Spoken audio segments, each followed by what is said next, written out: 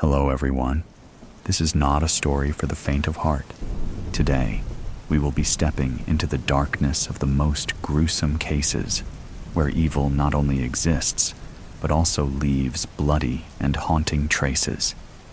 This is Real Gruesome Murder Cases, a series of true stories about murders that made the whole world shudder. If you are ready to face the cold truth and the gruesome corners of humanity, come with me to delve deeper into each case, the sins that betray us. It was a warm Parisian evening, and fog rose from the Seine. It mingled with the smog of industry and clouded the gas street lights that dimly lit cobblestone streets. Beside the Seine, in the 4th arrondissement, was La Force prison, within which was the man Eugène Vidocq, whose wrists were shackled to the dungeon wall by cold steel chains and ankles bound by manacles. Eugène had black, curly hair and long, thick sideburns that taunted the corners of his mouth. He wore rags. His nose was still bruised from the scuffle to detain him when 5 men were needed to pin him down and capture him. "Monsieur," he said, speaking to Julien de Veria, the Parisian chief of police. "I became a criminal the night my father had me arrested as a boy. When those gendarmes had turned up and taken him away to a cell that night, he had felt betrayed, devastated, and humiliated by his father. Above all, he had felt angry, and that anger had stayed with him all his life, a chip on his shoulder that had been ever present in his interactions and informed his life choices." Julien sat in the opposite corner of the dungeon on a wooden stool. His top hat lay in his lap, and his walking cane leant against the wall. He remained as still as a gargoyle. "Your trial for treason commences at first light, and you wish to reminisce about your father. Do not waste my time." The flame of torches lining the walls flickered. A rat scurried between iron bars and retreated into the shadows. "I have watched the guillotine sever the head of my dear friend César Herbeau. This cannot be my fate." He shook his head. The surprised look upon César's face as his head fell to the ground was forever etched in his memory. He could not shake it, could not recall how César used to smile, or the jovial times they had shared in local brothels. "You have deserted from the army. You have stolen, you have forged, and you have destroyed marriages. Why would I care about your fate?" Orange from the flickering flames glinted in Julien's eyes. A distant scream echoed around the chamber. It briefly registered to Eugène like the sound of a new prisoner being subdued into his iron attire. "Monsieur, I crave a life no longer on the run," said Eugène, thinking of his recent arrest. His estranged wife, who left him for a soldier, had found him back in Paris and reported him to the gendarmerie. He could never be free while the sins of his past stalked his being. "Such is the fate of a criminal. Why would I care about what you crave? You are wasting my time," Julien said, snatching up his cane and smashing it against the stone wall. He stood. "Monsieur, s'il vous plaît, let me tell you what I can do for you, so as not to waste any more of your time." Julian pushed out the backs of his jacket and sat carefully on his stool. "Proceed. Thieves adore me. Hardened wretches esteem me. I drink and mingle in their circles. I have their trust. I know their hearts. I will gather their secrets and share them with you. We have informants already. Why would I need you, monsieur? I will be the best of them all. Of your informants, do any have as much esteem amongst the other criminals? Of your informants, have any been as cunning as me to escape prison so many times, even dressed as a nun to avoid detection? Sir, I will go to lengths those simpletons could not even imagine imagining. I will be your best informant, monsieur. I know this without a doubt, and I think you do too. I can't trust you, monsieur. When my late father had me arrested as a boy, my fate was sealed. In my mind, I became a criminal. It has taken my whole life to realize he did that out of love. I can be different. I can be of use to society. I can be the man my father knew I could be. I don't know if you can, monsieur. I've seen the end.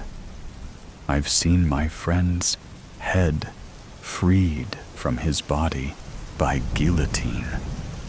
I know that God's grace has all but kept me alive. I will be as devious as I was in crime, but use those skills to catch the criminals and make Paris safer. He shook his head. Just as the rats carry the plague, I fear you spread a vile truth. Monsieur, s'il vous plaît, just give me one last chance. Please. Julian was silent. We will hold off your trial in the morning. But know this, you are one mistake from execution. I want intelligence, actionable intelligence, or you'll be seeing your father sooner than you had imagined. He stood, gathered his cane, placed his top hat on his head, and waved to a guard outside the cell to let him out. Eugene put his head back on the stone wall and blinked away a tear. He would be tireless. He would be disciplined. He would use the tricks and the cons and the black arts he had learned. It was clear that Julian barely believed what was said, but that was fine, because he knew what was there in his heart. And it was true, and with time, he would prove it.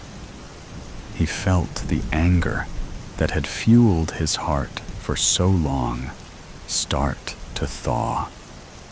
The miserable wretch that was his soul felt a flicker of hope. His father had loved him and had wanted him to be the best he could be, no matter how tragically he had tried to teach that lesson. And now he understood that it was only ever a lesson. He could become the man his father knew he could be. The murderous twins, the McKellen twins, felt the librarian's stinky breath brush against their nape. So they quickly slid their dirt and blood-stained hands under the table.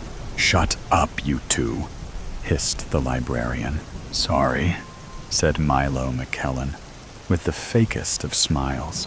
The librarian stomped back to his dimly lit desk, where he resumed his scribbling on a notebook. Occasionally, he raised his bald head to survey the hall like a living security camera. Martin McKellen peeked under the table.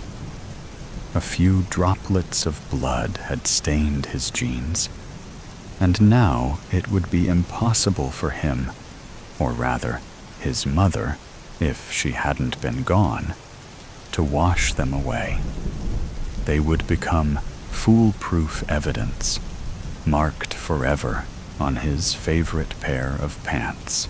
A pale moonlight cast long shadows over the library hall, where the McKellen twins, still soaking wet from the rain, had found shelter. They had sat on one of the long benches, their hands and arms covered in dirt and blood. And now they were arguing. Their disagreement kept on drawing the attention of the librarian, who scowled at the twins and scolded them whenever they spoke a little louder. "See that corner over there?" Martin asked Milo. "Let's go talk there. He won't interrupt us."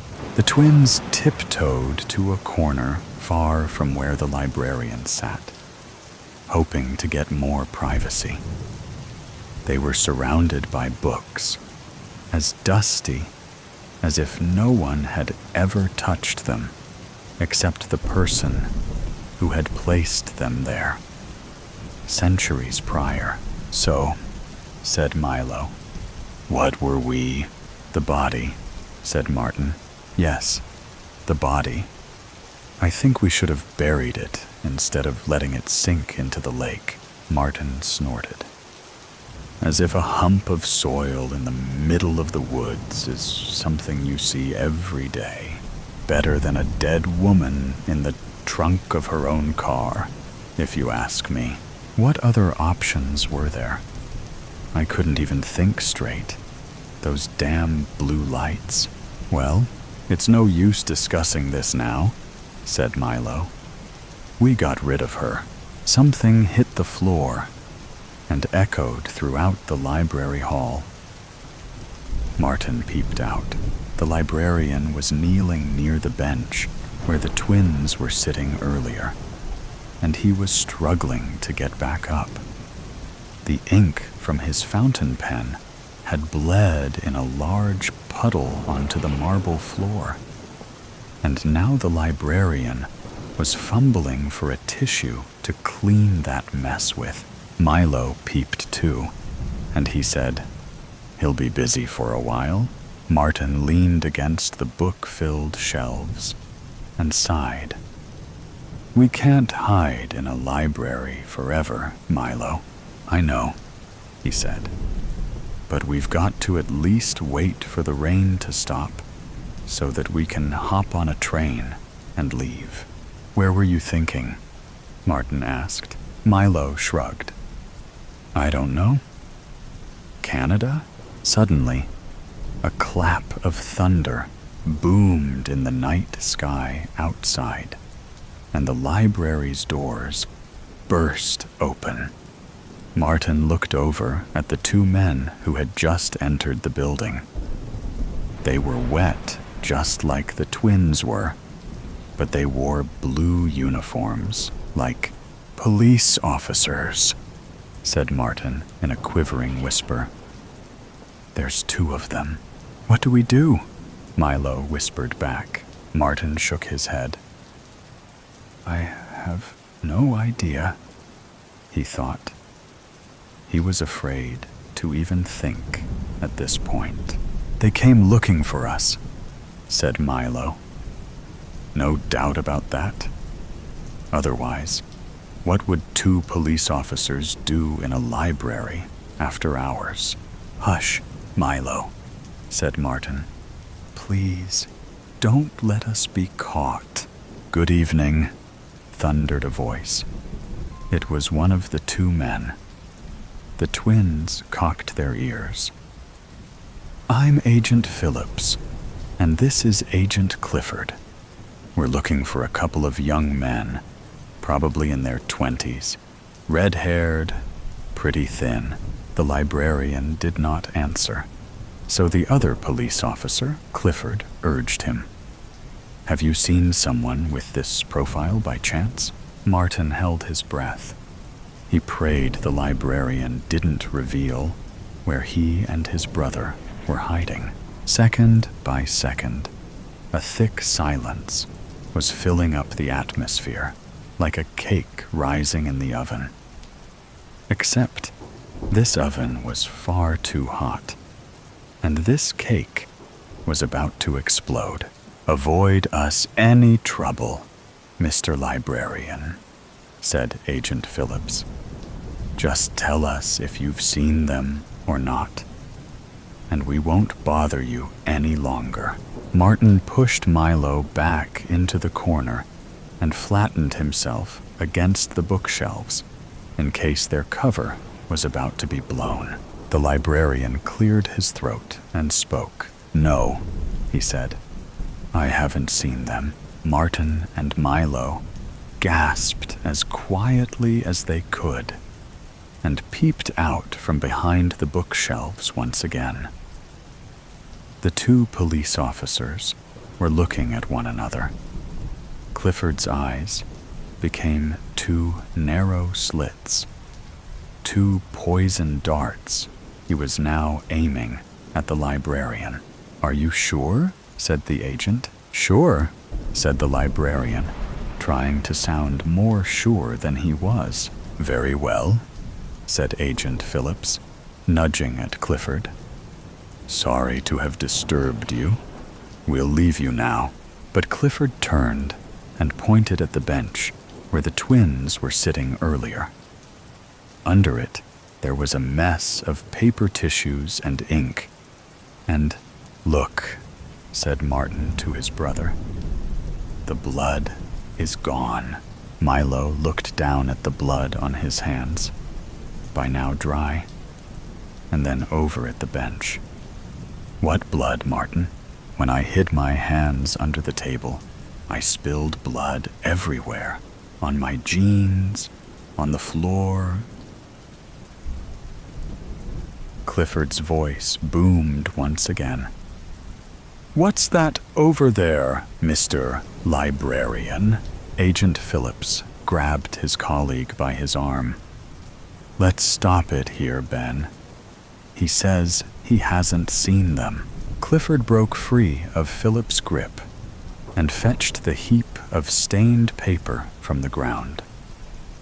He marched back to the librarian's desk, where the poor man was standing still, but frail, like a clay statue. Clifford unfolded one tissue and slammed it on the librarian's desk. It was stained with large blotches of blood. "What about this, Mr. Librarian?" Clifford scoffed. "Been dabbing the floor all night long, haven't you?" The librarian didn't move a muscle. He just stared at the stained tissue. "These kids have slaughtered their mother," Clifford roared. For a moment, all the books in the library seemed to have teetered, like there had been a severe but rapid earth tremor. "Clifford, calm down now," Agent Phillips commanded. He turned to the librarian. "Tell us the truth, sir. As you can see, this is pretty urgent." The librarian slowly pointed his index finger at the corner where the twins were hiding. Milo gulped, and Martin stopped breathing altogether. The two police officers looked at one another one last time. Agent Clifford pulled out 2 pairs of handcuffs, and Phillips led the way. When they reached the darkened corner, Where the twins were supposed to be hiding, though, there were only rows of shelves full of dusty tomes to welcome them. The voice thief. Tom, have you ever been in that situation when you are in a serious emergency, but you can't tell anyone? Well, if you have, you might have a similar story to mine. It all happened last year. I was at McDonald's for my best friend's birthday party when it happened. I was just walking around when a man in a Ronald McDonald costume walked past me. He looked at me and said, "Come here, child." Okay, that was a bit weird, and I was now questioning if this really was a man in a suit. So I kept my distance. That made him mad. I said, "Come here, child." He sneered. By this point, I was freaking out. This man was crazy. I had to warn the others. So that was when I did the only thing I could do. I screamed. That is, I tried to scream. Ronald looked at me and grinned. "Do you want your precious voice back?" he asked. I ran, unable to warn anyone of this monster that was all I could do. And now, 1 year on, I still am. Okay, I know you're wondering, what on earth does that have to do with anything? Well, McDonald's is about to close down, so they're throwing a goodbye party. I'm going to go. I know, my first party in a while. There is but one reason I'm going. My voice. I need my voice back. I would give anything just to hear it again. I'm getting this Ronald McDonald guy back for what he has done. Ronald, my trap has worked. For years I have stolen the voices of children and added them to my collection. Each child has had their life ruined, and they don't have the brains to write a note to warn everyone else. But I have now become bored with my collection, and I decided, why not just capture the kids? I do have an enormous basement to put them in, and who would miss those brats anyway? My plan is simple. Capture all the kids that go to the throwaway party. Tom, the party is on. There are sales everywhere I look. Kids run around like crazy. I try not to get sidetracked by all the sales, but soon find myself in the queue. That's when I saw him, Ronald McDonald. It was time for revenge. Ronald, I can't believe how dumb this kid is. After I took his voice, he still comes to the party.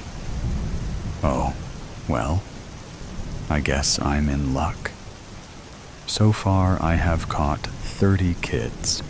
I'm going to give this one a jump scare. Tom, wait. Where on earth did that guy go? I sigh. Maybe I might see him again soon. That's when I felt a tap on my back. I turned around, and there he was, Ronald McDonald, his lips a blood-red color. "Come, child," he says. It's all a repeat of the first time we met. I forget revenge and run, and I won't stop this time. Ronald, the kid took the bait. He's running straight into my trap. Now it's time for some fun. Tom, okay, I know you're wondering how I ended up in this trap, but not even I know.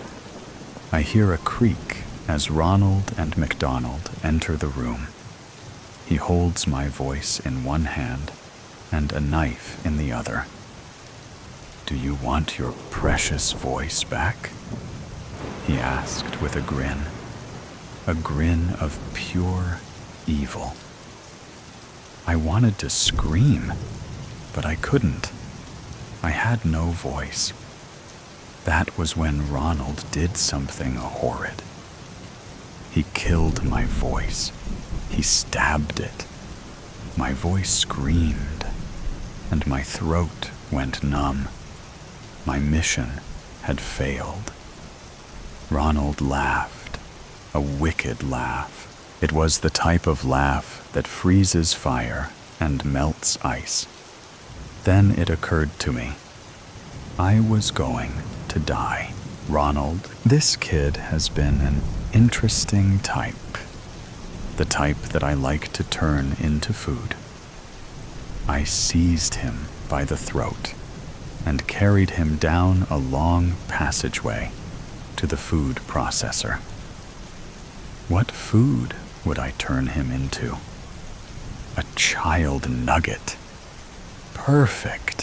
What a snack they will be. I'm drooling just thinking about it. Time to drop him in. Tom, I can't believe this.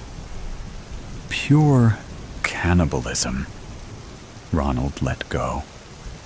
I fell down through the machine, landing in a pile of breadcrumbs. Before I could relocate, a huge roller ran over the top of me. I was knocked out cold. When I woke, I was in a freezer, marinating. Ronald MacDonald sure has a bad recipe, I thought. It was cold. I was surprised I wasn't dead yet. Then, out of nowhere, a claw grabbed me and I still shudder to think about it. It dunked me in grease. The grease was boiling.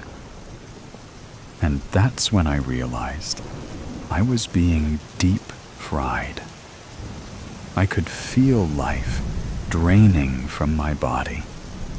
I tried to climb out of the grease, but it was too slippery.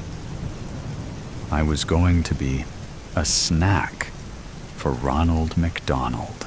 By now, I was just a blob of food in the universe. My breathing slowed, and with 5 minutes left, I would be cooked. Every second became a struggle. I was dying. 1 minute left. You can do this, I told myself. 30 seconds left. You can do this, I said, between each gulp of air. 10 seconds. I gave up. The heat swallowed me up the way Ronald MacDonald will when I come out of here. The truth was clear. I couldn't do this. Ronald, ding. The door creaked open and slammed down on the floor. Out came my child nuggets. I licked my lips. Tasty. They smell delicious. I lifted one up and took a bite. Crunchy. Soon I have eaten them all. They should be on the menu. Oh well, I guess it's time to go upstairs.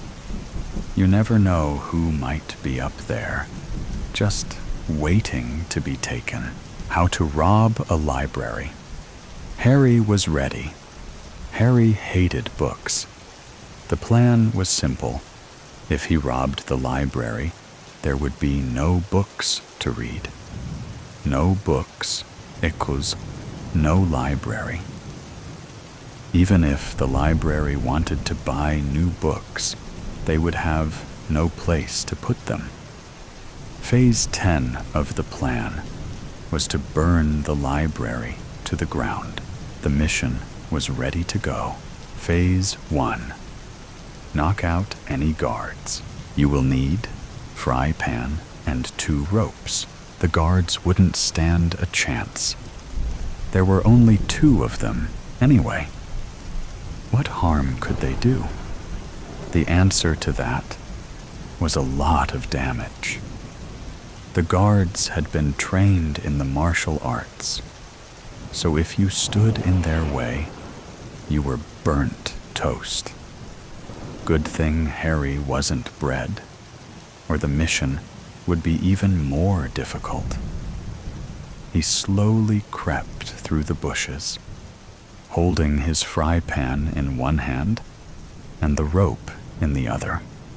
Soon he saw a light getting close. A guard was coming. Piece of cake, Harry thought. This was going to be fun. Ding!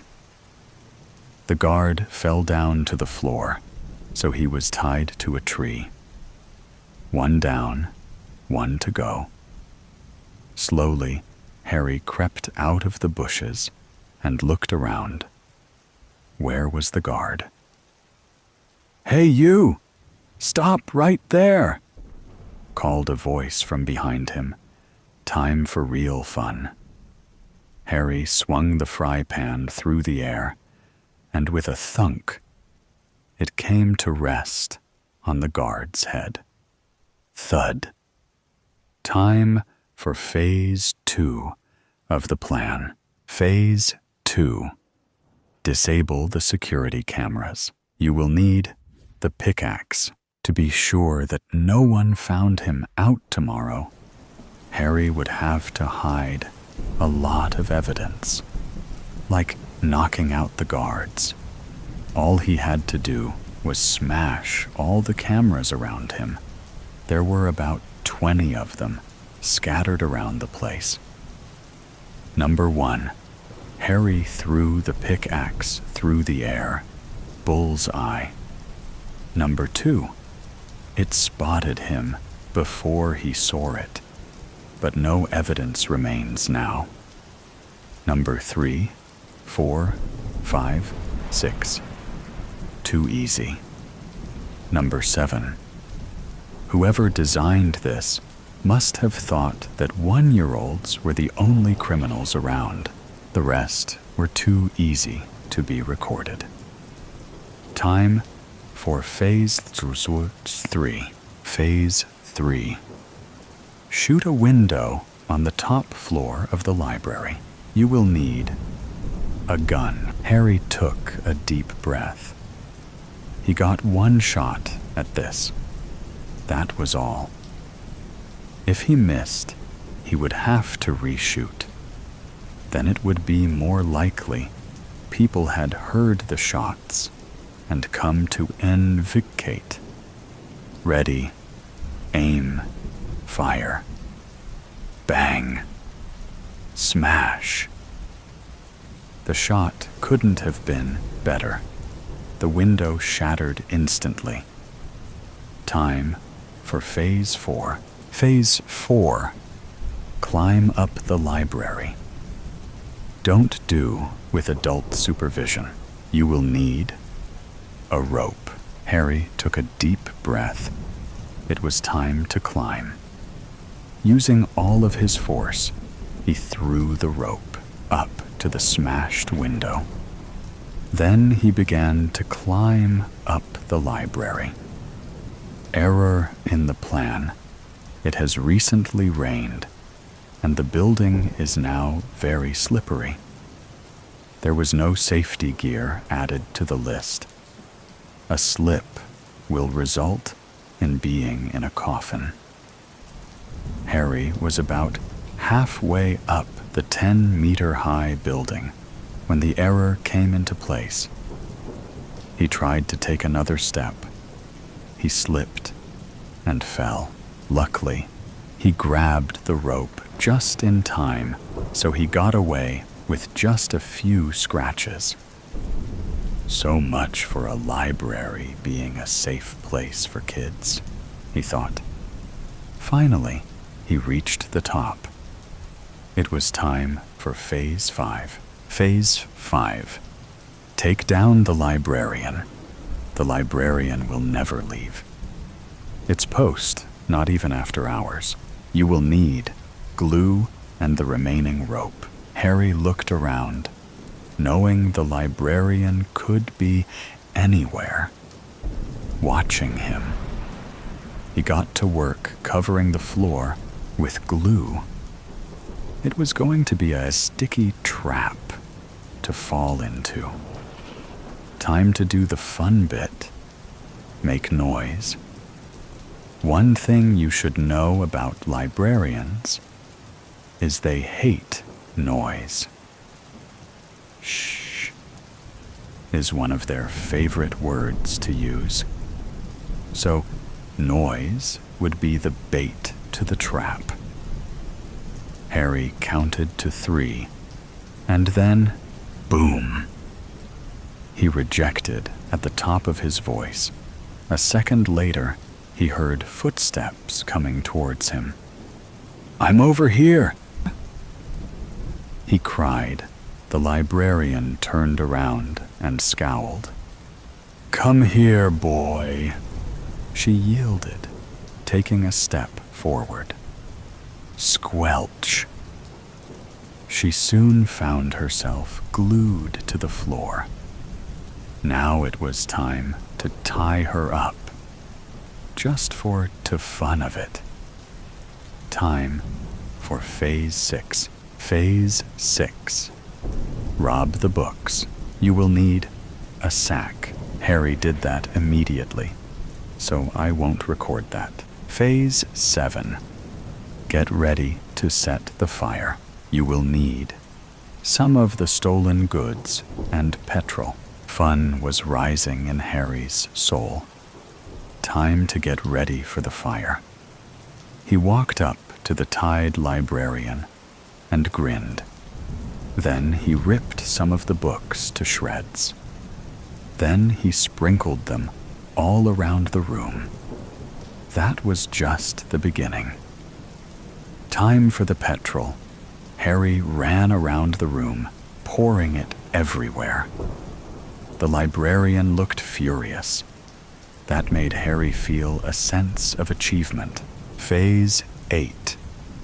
Make sure the librarian won't get killed in the fire. You won't need anything. Harry walked up to the librarian. "I'm sorry, miss, but I'm going to have to throw you out the window," he said. The librarian looked furiously at him. "Did you not know that a librarian never leaves its post?" She screamed angrily. "Oh well," thought Harry, "so be it." Phase 8 has been cancelled. Phase 9. Make sure you can escape easily. You will need a safe place. Harry looked around the room. He couldn't go through the window because the rope would catch fire. He couldn't just stay here, though. He had to do something. It was then that Harry realized that there was a door to the library, so he could just escape through it. Too bad it can't be a bit dramatic, he thought. Phase 10. Light the fire. You will need the matches. Flick. Harry struck the match. Then he walked over to the petrol. Then he set the fire. He now had just 3 minutes to escape. Fire was already everywhere the eye could see. It was time for the next phase. Phase 11. Escape the library. You will need lots of luck. Without looking back at the screaming librarian, Harry raced downstairs. The fire chased him the whole way. It didn't stop until Harry wasn't out of the library. By now, the building was alight in the darkness, so the firemen and police would be here. Phase 12. Throw the sack of books in the river. You will need the sack of books. Harry raced down to the cold, dark river. It was time to get rid of the books. Without hesitation, he threw the books into the murky depths. He smiled as he watched them go. Phase 13. Act innocent. Sirens wailed as the police came to the scene. Time to do the job. Harry walked right past the police, and they didn't notice. Who would expect a kid to break into a library and murder someone anyway? For more information on how to do damage, please go to your local library, if it hasn't been burnt down, and find more of our how-to guides. Justice in a Whiskey. March 21st, 1957. There is blood on the bed. His stomach ripped open, his left eye mutilated, and the side table is lying near the doorframe. His wife is bawling her eyes out, and there is a half-empty bottle of whiskey under the bed. The cut on his body shows that he was attacked by a knife, and the incision is so clean, almost as if the murderer is an anatomy genius. The mouth of the body is gaping open, and his neck has purple splotches. My friend, who is an investigator, clicks photos from all angles. With each flash of the camera, I see a clue unfolding beside me. Officer Barn rushes towards me, his eyes speaking of a strange fear. He clasps my shoulder, urging me to come out of the room. I march out and stand near the doorframe, my eyes speaking instead of my tongue. "What's the matter, Barn?" I ask him, trying to hide the expression on my face. "We need to hurry. This case is a very high profile." He coughs up, interrupting himself. He's not an ordinary person. He is the son of a famous business tycoon. This case is no longer a government record. It's a public scandal. He huffs at the end. "I know he is the son of Mr. Edward, owner of the steel factory, but we cannot hurry it up, leaving clues to the rats." I breathe in with ease. We cannot delay it either. Mr. Barnes speaks up. "We need to fasten our belts and rush our brains before it goes out into the hands of the media." I nod my head and once again enter the room, observing each minute detail. I see a leaflet in the vase of flowers. I ask my assistant for gloves. I wear them and take the leaflet carefully from the flowers. It's a prescription. The ink is fading away in the water, but the logo on the paper is smudged, yet noticeable. "Sir, you can hand it over," the forensic officer says, pointing out to a plastic bag in his hands. I take the plastic bag from him and carefully put the leaflet in it. I fold the upper corner of the bag and place it on the left side of my coat pocket. "Sir, the evidence belongs in our department. I beg your pardon, but you have to hand it over to us." The forensic officer pleads with his eyes and places out his arm. Even I have a small lab at my home. I would love to personally investigate in my space. I boldly put my statement forward. I wish you could do that, sir.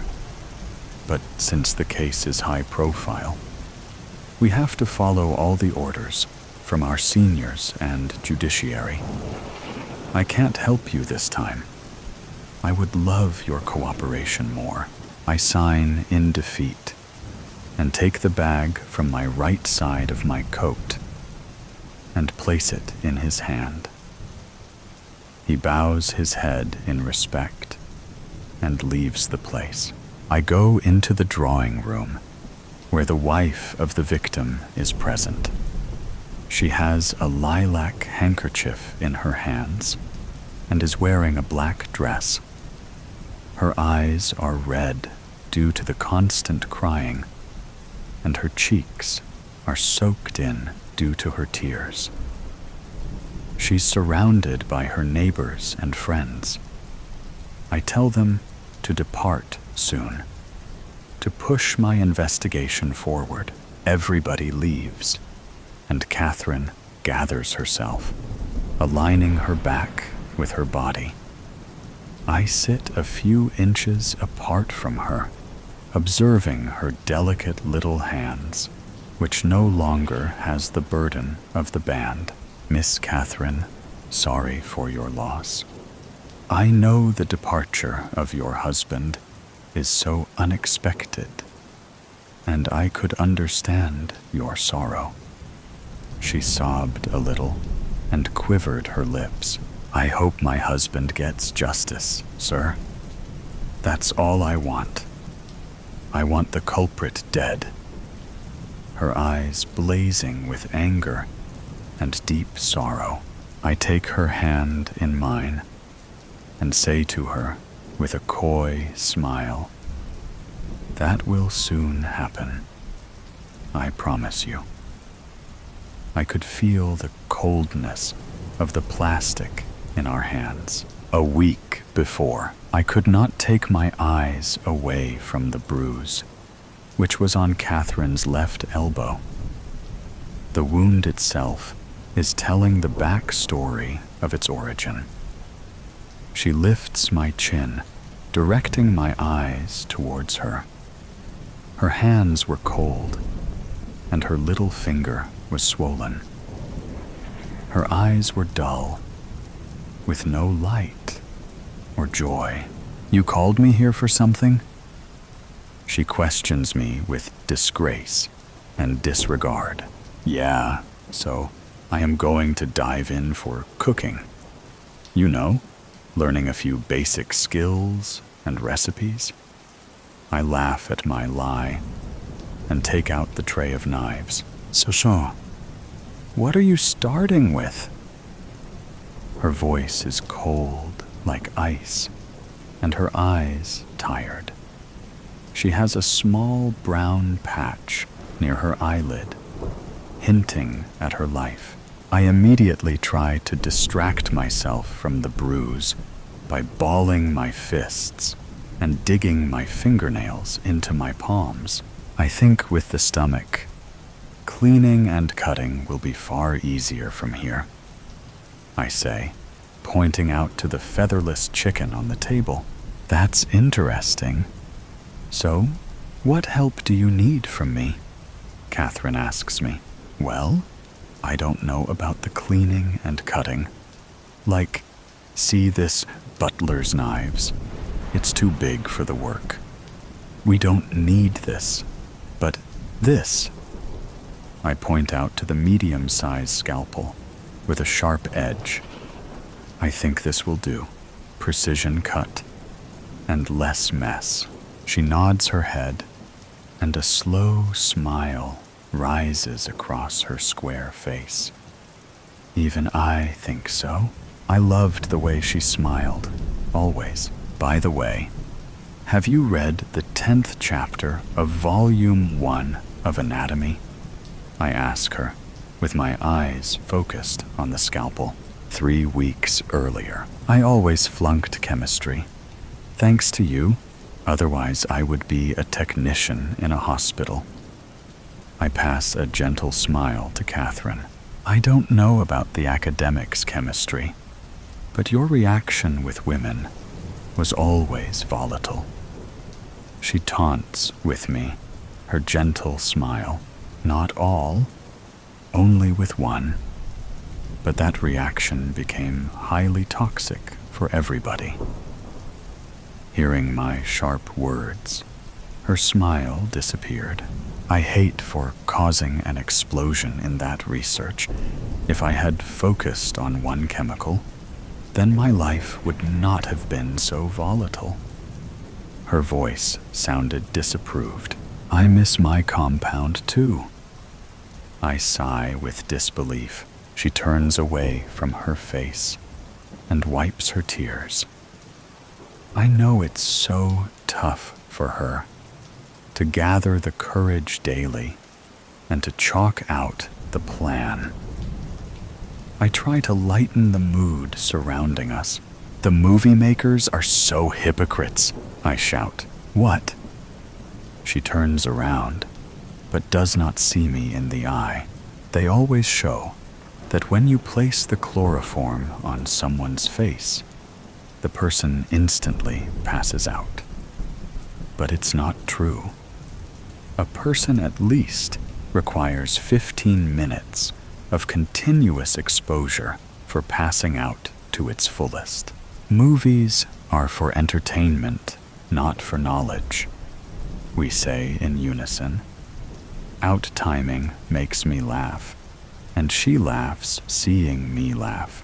By the way, Catherine, I want to say you an amazing fact. Do you know, whiskey and chloroform have the same taste? She finally sees me in the eye and smiles. Now I know. And laughs like a small hyena. 4 weeks earlier, the church is calm, and the benches are clean. It's Monday, hence the absence of people seems relevant. I smell the candles burning and could hear the faint sobbing from the room of confession. I walk towards it and open the stall. It was empty, but the nearby stall wasn't. I rotate my head around to see anyone's presence and finally steps in. Feeling the presence of my space, the sobbing discontinued. It's the result of my sin. If I hadn't cheated the person who loved me the most and did not break his heart, this would have never happened. Her voice breaks down, and through the thin mesh, I could guess her marble hands wiping the tears away from her face. The result, or the outcome of your sin, depends on the Lord itself. It's you and me who have the final decision. I have forgiven you already. But what about the devotion and love you offer him? Is his response appropriate? Does raising hand on your wife courageous? I sigh in dismay. But what are we going to do? Do you think your plan is proper? She questions my intentions. The law won't help us. His hands are long, and their pockets are full with his money. It's not about how I feel. It's about the justice you need. I face her across the mesh, digging my fingernails in my palm. I won't lose you because of somebody's treatment. I choke down my tears. She stands across the mesh, placing her hand on it. I do the same. A month ago, sir, there is a woman. She is stating emergency and needs urgent observation. Will you come soon? The nurse hurried her sentences. Can you call another doctor? I have completed my hours. I pack my suitcase and turn to leave. She says it's matter of life and death, sir. The nurses exclaim. Okay, fine. Only 15 minutes. Then transfer her case to Dr. Edmund. I wipe the sweat on my forehead and put on my white coat. Sometimes the Hippocratic oath becomes the death of me. I go to the patient's cubicle. I am in no mood to observe the patient. I remove the board placed near the bed and read the symptoms taken by the nurse. Internal bleeding in the cervix, partially choked, bruises on hand and near the eyes, lower lip cut, fracture on the wrist. Miss, when did this happen? And how can we aid you? I reply bluntly. My energy is on brink of exhaustion and pushed to my limits. A pale, cold hand catches my wrist, and a humble voice reaches my ear. Just forgive me, will you? My ears recognize it, and when I see her face, the blood in my body stills. I catch her limp hand and shout, Catherine. Tears were flowing down her eyes, and her face had lost the life and sunshine she had. All she could do was clasp my hand with more force. I kiss her knuckles and run my fingers lightly on the bruises. Seeing her in this state, my mind rattles. I clench my teeth, and tears of anger rush down my cheeks. Who did this to you? I ask her, trying to mask my anger.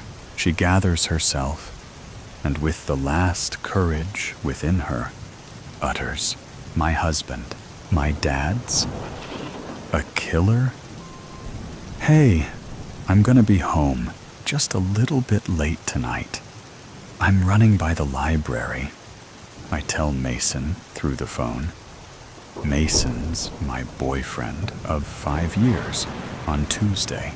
Okay, no worries. See you when you get home. Love you, I say, and hang up. Right now, I'm taking forensic classes, and I'm totally lost. You'd think it'd be easier, but you'd be mistaken. So, I'm on my way to get a forensics for dummy book. My mom says this is the right path for me, and I should stick with it though. She says, my dad would really proud too. He was killed when I was 2. He was shot. I get out of the car and start walking into the library. This library is probably the nicest ones you could come across. It's tall and futuristic looking, completely glass, and has this huge tree in front, like the circle of life tree from the Lion King. That's why I call it the Lion King Library. It's special. Mrs. Darcy, the head librarian, greets me. She's a funny little thing, fierce too. What are you looking for, doll? She asks. Forensics for dummies. Could you point me to the crime section, please? Ah, right around the corner, she answers, pointing. Thank you, Mrs. Darcy, I say, and walk towards the section. When I get to the shelves, there are hundreds and hundreds of books, some talking about mass killers and other talking about the victims. I run my fingers across the spines and look at all the titles. How to stop a killer? Wonder how promising that is. Another one says, Behind the scenes of the FBI. That sounds interesting. I grab it and knock 3 books off the shelf, and it echoes. This is embarrassing. I grab the books I knock over and reach to out them on the shelf, but one catches my eye. Is that my dad's name? Is that him? On this book? I look at the title. I'm stopped in my tracks, and I can feel the color bleeding from my face. Inside the mind of the Carter Brooks, the killer we all know. What? I am holding the books in my hands, and I can't stop shaking. My dad's a killer? My breathing's gone heavy, and I can feel the hit tears running down my cheeks. I didn't know this. What? I'm in shock. My dad? A killer? I look at the back, and I see more pictures of him, and I go into a complete sob. My dad was a killer, and I find out this way? From a book that I knocked off a shelf? In a library in the middle of Utah? Should I look through it? I sit down with my back facing against the shelf. I open up to the first chapter. His drive. I put this down. I can't read this, but I owe it to myself, right? I pause and just stare at the book. This isn't real. It can't be. He died from a shooting. He was the victim. After 30 minutes of sitting here, flipping, and looking through the pages, I'm completely hurt. Why didn't I know any of this? I've learned he killed 20 people and was taken away from his family, us. And apparently, we meant everything to him. I need to call my mom. I get my phone and let her ring. Mom? I say. You can hear the hurt in my voice. I don't know how I'm going to tell her, but she knows. Why didn't she tell me? Honey, what happened? Mom. I'm at the library, and I've found his book about Dad. I struggle getting through the sentence. She gasps. What? Why didn't you tell me? How didn't I find out? Maddie, what does the book say? I haven't read a lot of it. Mom? Yeah? I want to come over, and I want you to tell me everything. Yeah. Okay, that's fine. Dinner will be ready when you get here. I hang up. My hands still haven't stopped shaking. Should I really be mad about her not telling me? The guilt and hurt I would be feeling from knowing would have ruined me. I can't be mad, but I'm upset. I'm being calm about this. I'm not blowing up. But I should have known. At least some of it. Not all the details. I called Mason and let him know that I'll be home late. I told him my mom wanted me over for her church group. I can't tell him about this right now. Ciao. I pull into her driveway and sit in my car for a second. I'm bracing myself.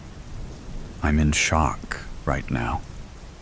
I know it will hit me tomorrow and hurt more. I get and walk up to her porch. I knock 3 times. She comes to the door immediately, and she has tear-stained cheeks. We can sit at the table. Did you bring the book? She says, leading me to her table. I nod. I'm saving my breath. I pull the book out of my purse and lay it out in front of her. Her eyes get glossy again. What do you want to know first? She asks. How did I not find out from anyone? Not on the news, family, close friends. And why? Money. Grandma paid everyone for you not to find out. She takes my hand. You have to understand, it was for you protecting. We didn't want you living with fear or hurt constantly. Were you going to tell me? Ever?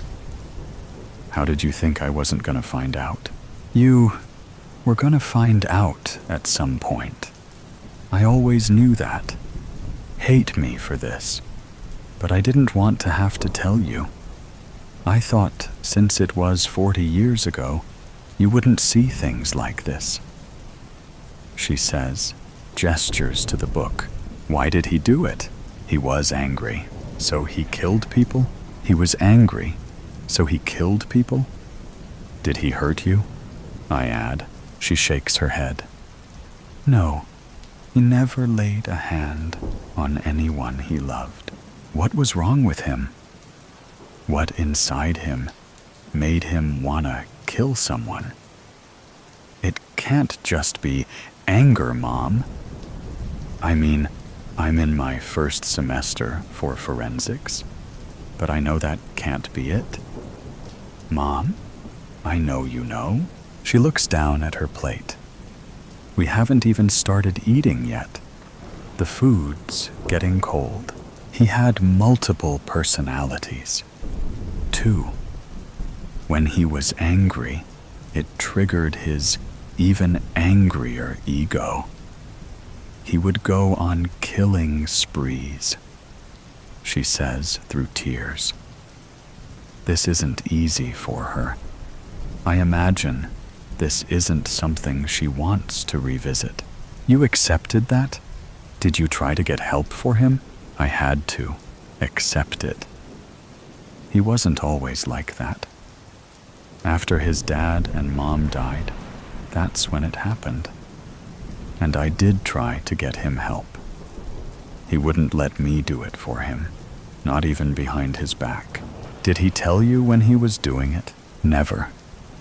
It was always when I would visit it, family or friends, when I was out of town. And I wanted a divorce, even though I loved him more than anyone understood. But I knew that would make things worse in his head, so it never happened. I'm not mad at you, Mom, I say, looking up at her. I think she needs to hear that. You're not? And she tilts her head a little. Because I would be. No, I'm in shock right now. Everything feels numb, and Jay didn't really know him. We weren't close. I choke on my tears. But I thought he was the victim, not the guy behind the trigger. I know. I'm impressed on how calm you're reacting. And I'm sure this will all hit differently tomorrow. But you have to understand, knowing everything will make it harder to cope with. Now that you know, I think we should save the details. I know you came here for answers. When it's time, I can dish them to you, but not in one night. That's not right to you. She says, I know she's right. If I knew everything, who knows what my mindset would be, or what I would do. Let's eat, I say, and I look up at her. I change my mind. I don't want to know all this right now. It's too heavy. We finish dinner, and we clean up the dishes. Can I leave the book here? I don't want to return it, and I don't want to read it. I ask. Yeah, sure. You can leave it on that table. She answers. Thank you for telling me all this and letting me come over in the moment. I know it must be hard to revisit all of this. Of course. You had to know at some point. I'm glad you called me, though, she says, and I grab my keys off the coffee table. Maddie, don't brush this off, though. I know you're hurt and scared. I can tell. Don't move past it as fast as you can. She adds, I won't. I love you, Mom. I have to get back to Mason. I lean over and hug her goodbye, and I hold on for a couple seconds longer. She lets go, and I walk out, carefully shutting her door behind me. I sit in my car for a second. I can't wrap my head around any of this. My dad's a killer. My dad is a killer. They're all foreign words. On my drive home, I couldn't help but just cry the whole time. I took the long way home, so Mason didn't see the tear stains, hoping they would dowry in time. Hey, how was it? Mason asks when I walk in. It was good. My mom said hi, I say, putting my stuff down. You sure? You okay, babe? He says, pulling me into him. I will be, but I don't want to talk about it tonight. Another time, I say, looking up at him. Okay, the bed's made. You can go to bed if you want. I'll stay out here and give you space. Yeah, okay. He kisses the top of my head, and I go into our room. I don't take off my clothes and change. It's too much work right now. I crawl into bed, and my phone rings. I look over, and it's my mom. Hello, Maddie? Yeah, it's me. Okay. I don't know how this tiny iPad works. Is something wrong? No. I just wanted to say good night and wish you sweet dreams. It will be a heavy night. Oh, good night, Mom. I love you. I love you. And I hang up. At the end of today, this book completely changed me. It's a new part of me now. I know things I wish I didn't.